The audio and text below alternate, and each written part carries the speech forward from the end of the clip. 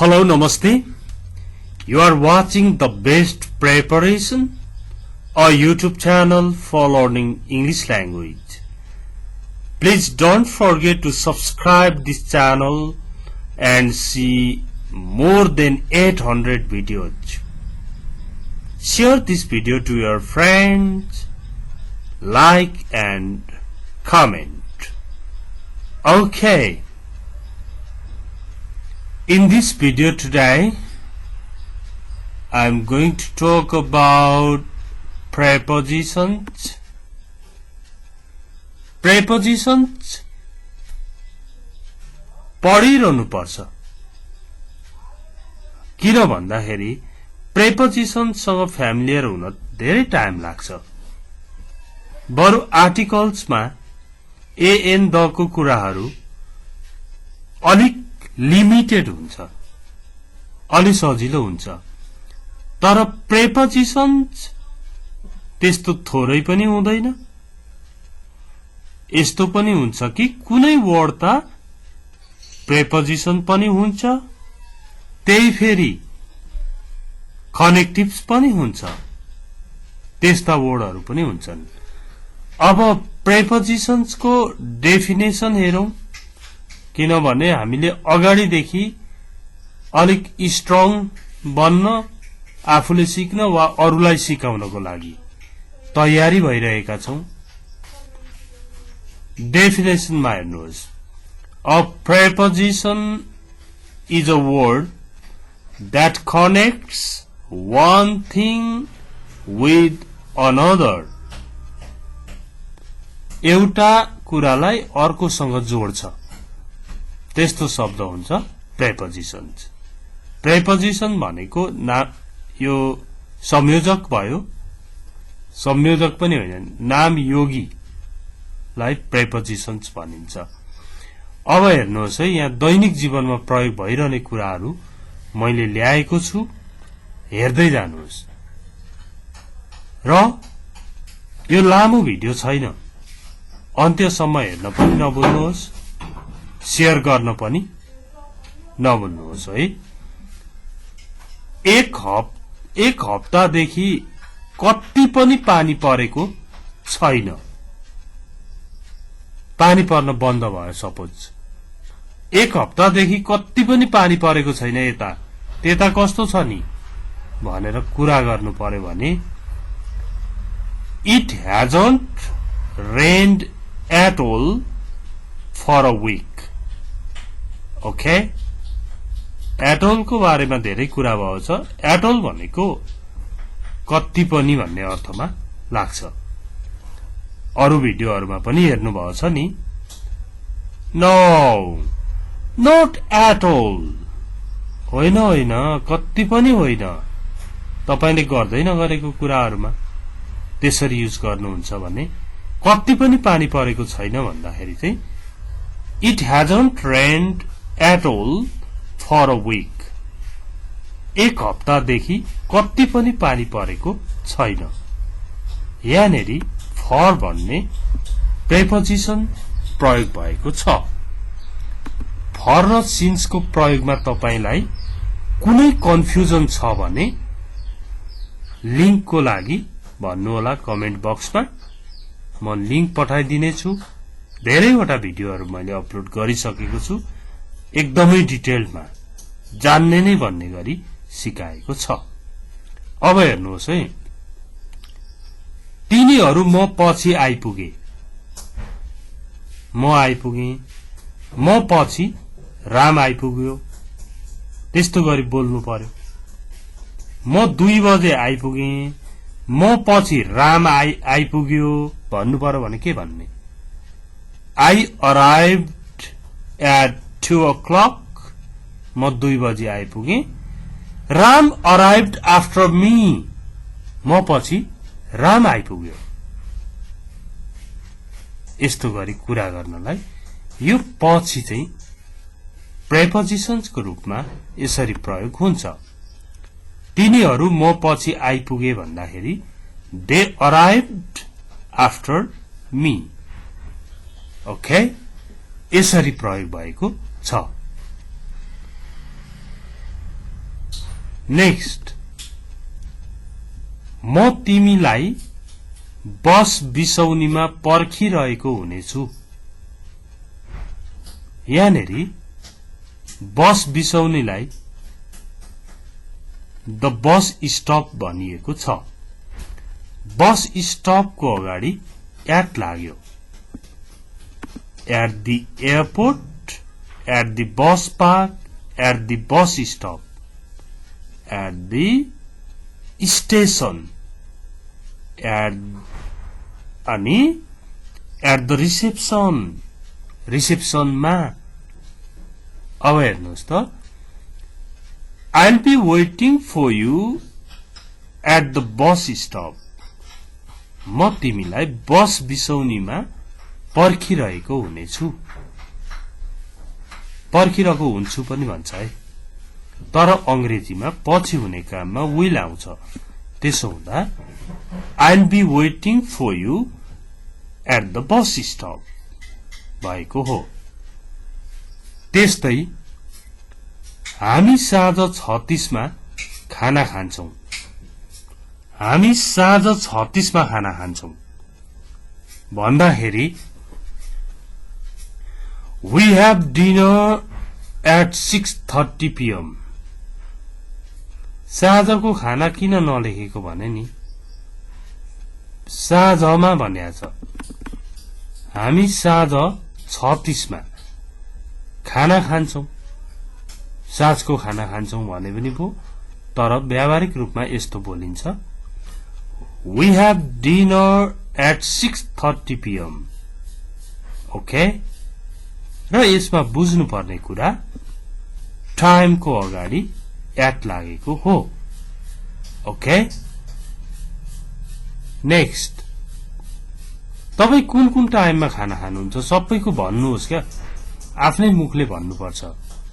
I have breakfast at 6 o'clock भन्नुहोस्, कति बजी खानुहुन्छ, अनि लन्च कति बजी खानुहुन्छ, डिनर कति बजी खानुहुन्छ, सबैको भन्दै जानुहोस्। अब हेर्नु त, हरि पुलमा जम्प गर्दैछ, हाम फाल्दैछ भन्दा नि जब जम्प भन्ने शब्द सबैले थाहा पाइसक्यो, त्यसकारण जम्प नै चल्छ क्या। जम्प गर्नुहोस् भन्छन् मान्छेलाई पनि। अब हेर्नु त, हरि पुलमा जम्प गर्दैछ, पुल भनेको स्विमिङ पुल भन्नै पर्दैन। Hari is jumping into the pool. अहिले पो यहाँ इन्टु छ र सजिलै भइरहेछ। हरि पुलमा जम्प गर्दैछ भन त भन्यो भने, भन त भनेर कसैलाई सोध्नु भयो भने कसैले भन्छ Hari is jumping at the pool भन्छ, कसैले भन्छ Hari is jumping in the pool भन्छ, कसैले भन्छ Hari is jumping into the pool. अनि सबैले भने त, कोहीले एट लाए, कोहीले इन लाए, कसैले इन्टु लगाए। अब तपाईले त भन्नु पर्यो नि, यो हो यो होइन त भन्नु पर्यो, अथवा भन्नै नपरे पनि आफू त कन्फर्म हुनु पर्यो। एक्सन सहित भएको बेला इन लाग्दैन, इन्टु लाग्छ। एक्सन सहित भनेको जम्प भनेको त उफ्रिने काम हो नि, एक्सन भयो, एक्सन भब भयो क्या जम्प। जम्प इन्टु, त्यही भएर कट इन्टु यसरी बनिन्छ। ओके, अब हेर्नुहोस्, Hari is jumping into the pool भन्नुहोस् तपाईले। एकजनाले भनेछ Hari is jumping at the pool भनेछ, अर्कोले Hari is jumping in the pool भन्यो, तपाईले Hari is jumping into the pool भन्नुहोस्।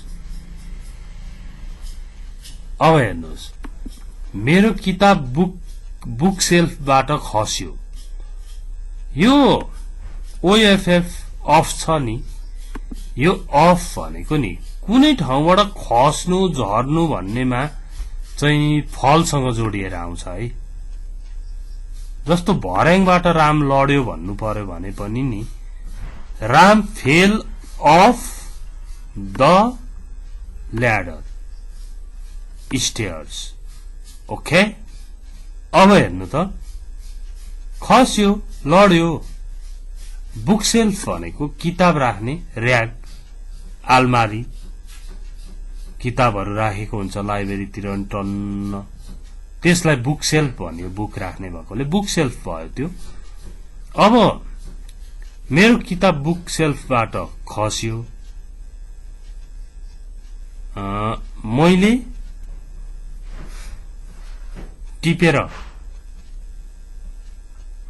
राख्न खोज्दा यस्तो भयो भन्दै के बोल्नु पर्यो भने my book fail of the book shelf, fail of the book shelf. Okay,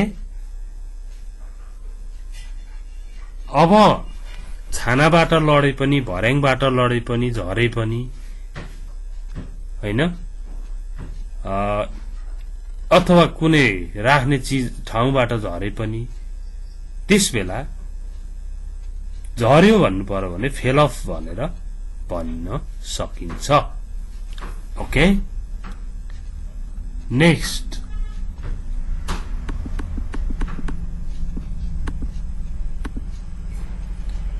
अब हेर्नु त, on the hill, on the hill हुन्छ पहाडमा। There is an old castle on the hill, त्यो पहाडमा एउटा पुरानो दरबार छ। क्यासल मिन्स प्यालेस, दरबार। There is an old castle on the hill, त्यो पहाडमा एउटा पुरानो दरबार छ। अब तपाईले त्यहाँ एउटा सुन्दर पहाड छ, त्यो पहाडमा एउटा पुरानो मन्दिर छ, त्यो मन्दिरमा चाहिँ धेरै भक्तजनहरू आउँछन् भन्दै डिस्क्राइब गर्नु पर्यो भने there is a beautiful hill and there is an old temple on the hill, many devotees visit the temple every day भन्दै कुरा गर्न सक्नुहुन्छ। अन लाग्यो। अनि यो ओभर भनेको चाहिँ यो हेर्नुहोस् है, यहाँ एउटा टेबल छ, यहाँ एउटा टेबल छ भने यहाँबाट कसैले चाहिँ यहाँबाट यसरी जम्प गरेर यहाँ झर्यो भने ओभर भयो। त्यो हडल थाहा छ, हडल भनेको तपाईले घोडे जात्रातिर देख्नु भएको होला, अगाडि चाहिँ आग्लो लगाएर बनाइदिएको हुन्छ क्या,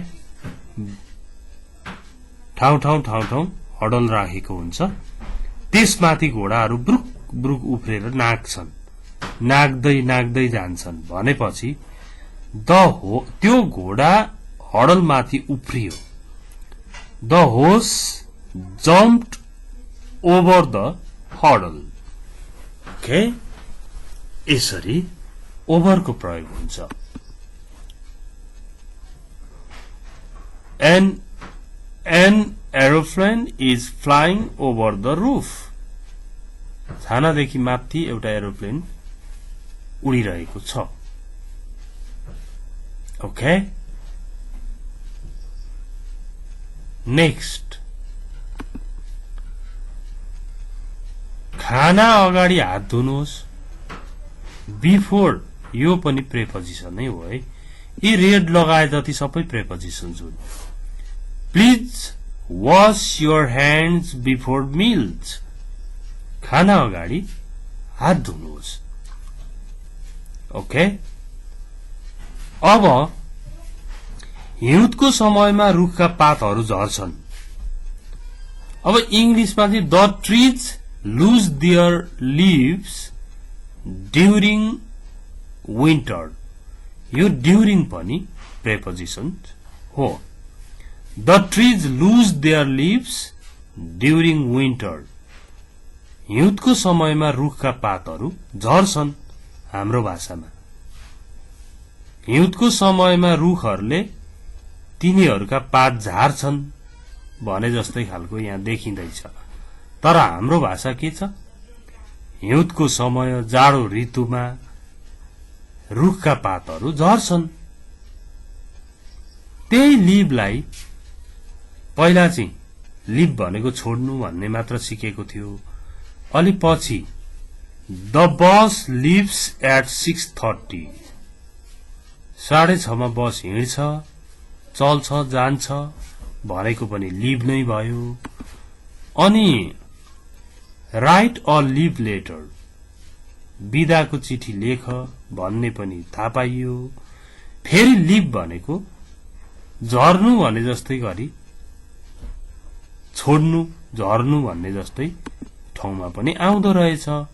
यसरी आफैले जानेको शब्दलाई धेरै ठाउँ प्रयोग भएको गर्न सक्यो भने त अंग्रेजी बोल्न सजिलो हुन्छ।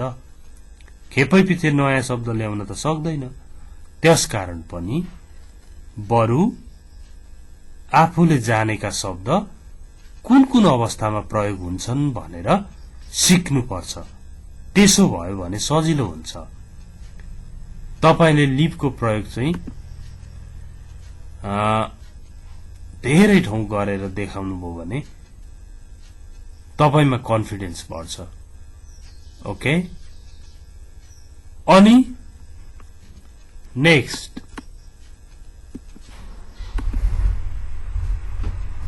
स्टिल पनि प्रेपोजिशन्सको रूपमा, अन पनि प्रेपोजिशन्सको रूपमा। तपाई किन अझैसम्म सरी है, तपाई यो हटाइदिउँ है। तपाई अझैसम्म किन ओछ्यानमै हुनुहुन्छ? किन बिस्तारामै हुनुहुन्छ? Why are you still in bed? I am not well. मलाई सन्चो छैन। I am ill. I am sick. Okay? अब यहाँ हेर्नु त, भित्तामा एउटा दर्पण छ भन्दा There's a mirror on the wall. भित्तामा एउटा दर्पण छ। There's a mirror on the wall. त्यहाँ भित्तामा एउटा दर्पण छ भने पनि हुन्छ। There's a mirror on the wall. A mirror is on the wall हो यो। A mirror is on the wall भन्नु भन्दा नि There's a mirror on the wall भन्दाखेरि झनै राम्रो हुन्छ। Okay, that's the end of this short video. यसमा केही प्रेपोजिशन्सहरुको प्रयोग सिकियो, प्लस दैनिक जीवनमा प्रयोग हुने सेन्टेन्सहरु सिकियो।